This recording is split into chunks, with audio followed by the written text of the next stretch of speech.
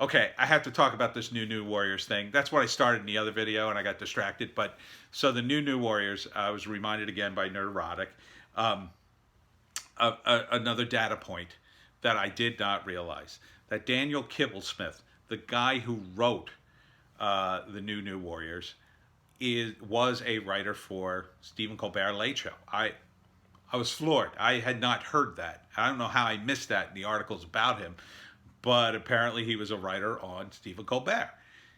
Now, I don't think there's any way that guy was a writer on the Colbert Report.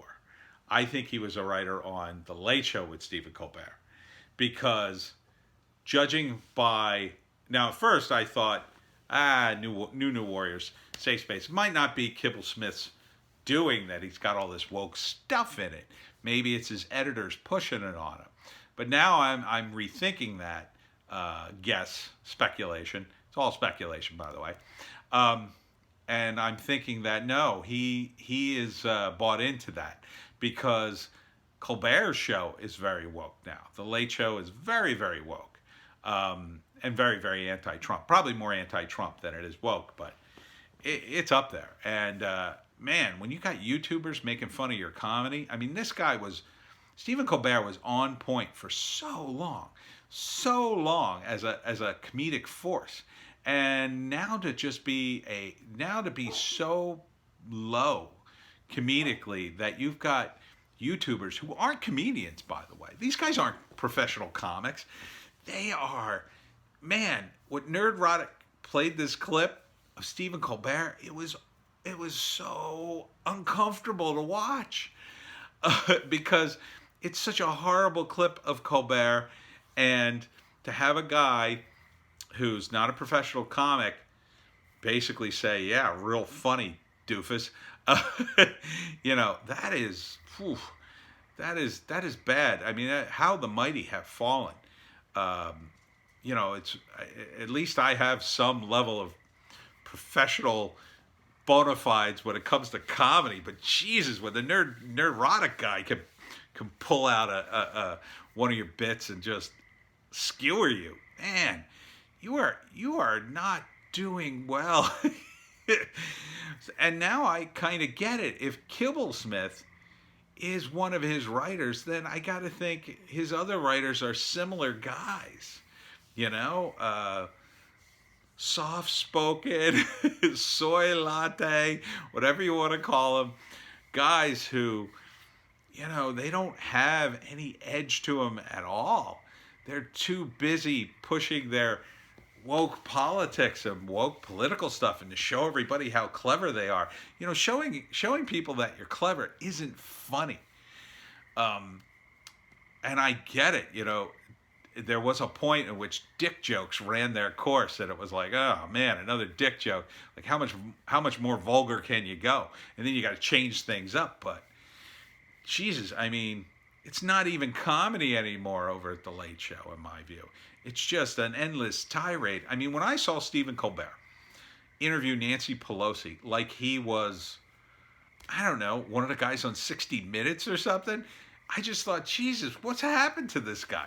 He used to go to the White House and corner a congressman in the hall when nobody knew who he was, and he looked like a legitimate reporter, and he'd ask crazy questions, and the congressman would be like, "Oh my God, who is this maniac?" Or they'd laugh uncomfortably and answer, and they would zing him on the Daily Show. I mean, it was brilliant stuff for a while, but then it became old hat. Then then everybody knew who they were with the Daily Show, and they would be ready for him. And rather than kick up their game, they just decided, well, let's shoot for people who are less likely to know us. Let's shoot for people who are less likely to have a clever response prepared. Let's just surprise people. And then eventually you get down to the point of Comedy Central's got Jim Jeffries doing the same damn thing, only this time to Australian Avi Yemeni. And he can't even actually do it because Avi's kind of a smart cookie. And so he had to do it in editing to make him look like a jackass. I mean, that's low.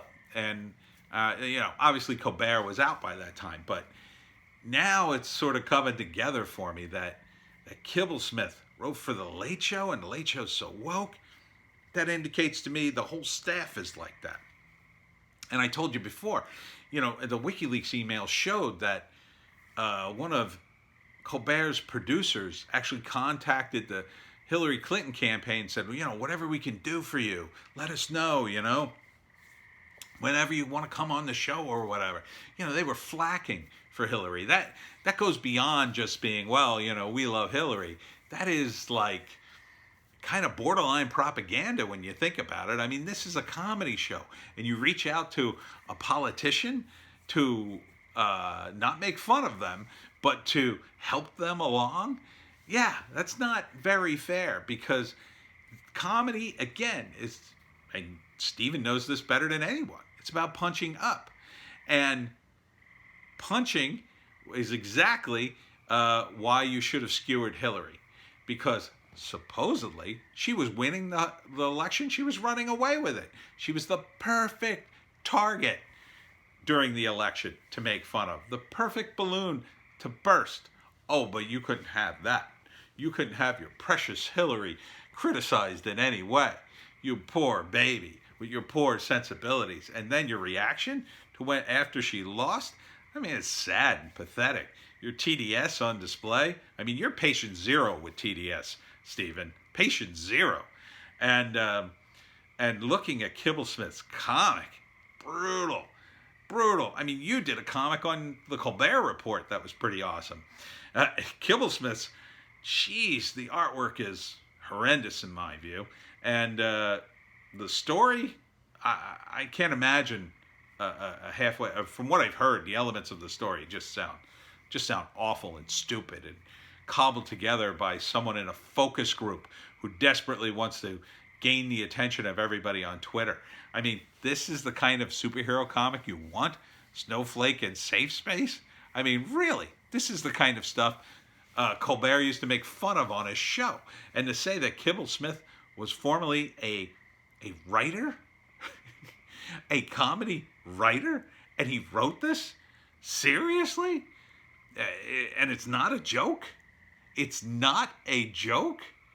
Something very wrong here with not just Marvel Comics and your ridiculous TDS politics, but something wrong with comedy. It's like comedy is rotting from the inside.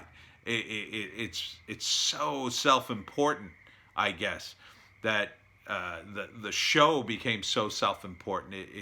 I guess it kind of corrupted everybody it touched. Maybe it was the money. Maybe it was all the comfort.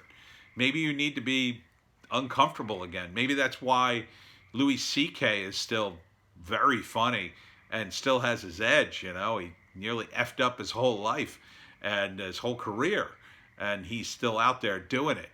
And there's something, I don't know, more genuine about that. And you're kind of in a dead medium of television, on a dead format, the late night talk show that's glutted the airwaves. And you've got this woke writer who barely seems to be in tune with anything culturally relevant other than what is so acceptable in the elite circles of the bi-coastal communities. Comics. Anyhow, that's it from Willie Nelson.